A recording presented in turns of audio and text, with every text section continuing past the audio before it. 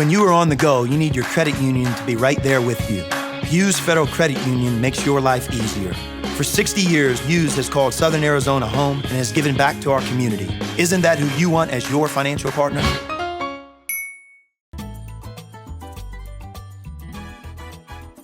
Welcome to Greg Hansen's Video Notebook, brought to you by Hughes Federal Credit Union. I'm Star Sports Editor Ryan Finley here with Greg Hansen. Greg, it is National Signing Day.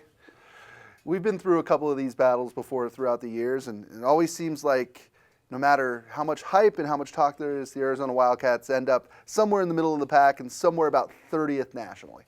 I'd like to research it, and I didn't have time to do it all, to see where Arizona has been highest ranked since joining the Pac-10. Right.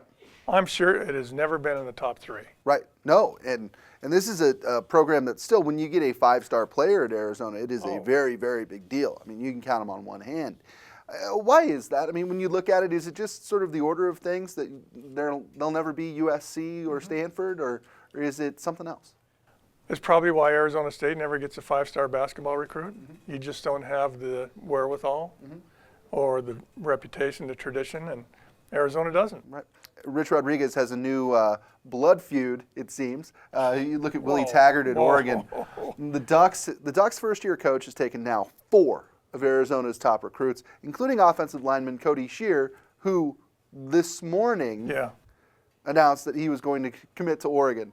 His dad said he woke up and put on Arizona gear, and after the Oregon coaches called at like 6 a.m., he switched to Duck gear. But really, should Arizona ever recruit a player in Eugene? Yeah. Well, I mean, you got the feeling with Shear especially that he was just kind of waiting for an offer. Oh, yeah. It sounded like Oregon had a couple of things fall apart. Then they went to him and said, hey, we've got something, and he jumped at it. I don't mean this in a derogatory sense, but you have to know who you are. Yeah. You cannot go into Eugene, Oregon and recruit a good football player if you're Arizona. Right. And if you're recruiting him and the Ducks aren't, the Ducks probably know more than you do about the kid, right? Exactly. Yeah, it's strange. So 4 players flipped from Arizona to Oregon since Willie Taggart has been hired. You look at Greg Johnson, flipped from Arizona to, I believe, Nebraska, following Dante Williams. It's been, I don't know if this is just a sign of the times or not, but it seems like we've talked more about silent commits, flips, late pushes, official visits. So we've talked more about that this year than ever. Maybe my memory is foggy, but I cannot remember flips even 10 years ago. Nope. Maybe 1. Yeah. But not this late. No, not the day of. I mean, and you look at Caleb Jones' younger brother. Yeah. Did you see this? He made some he made Sports Center, I suppose, earlier by picking his school, and he removed a shirt. It said Florida on it. Then he removed that shirt and said Florida State on it. Then he removed that shirt and it said USC on it.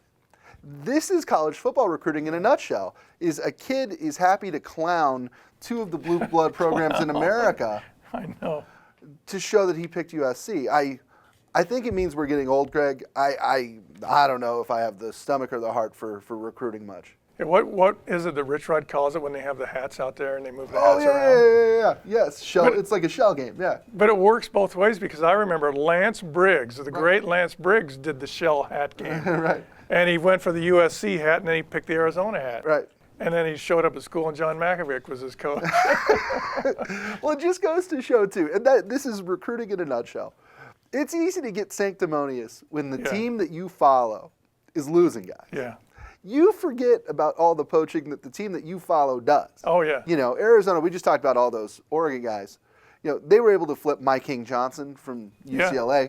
They were able to flip a guy, I mean, the night before signing day who was headed to Temple, running back. I mean, you win some and you lose some on this, and it's just doesn't seem like there's a lot of sort of honor involved in the recruiting game anymore. And as you go down the chain, last year on this day, Arizona flipped that 6'6" receiver, junior college receiver.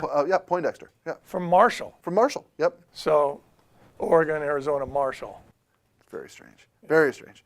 Well, that'll do it for this episode of Ryan Finley, Grumpy Old Man Theater. Next time, we'll talk about why basketball uniforms have gotten out of hand and why teams don't wear the colors they're supposed to wear. This is Greg Hansen's Video Notebook. For Greg Hansen, I'm Ryan Finley. We'll see you next time.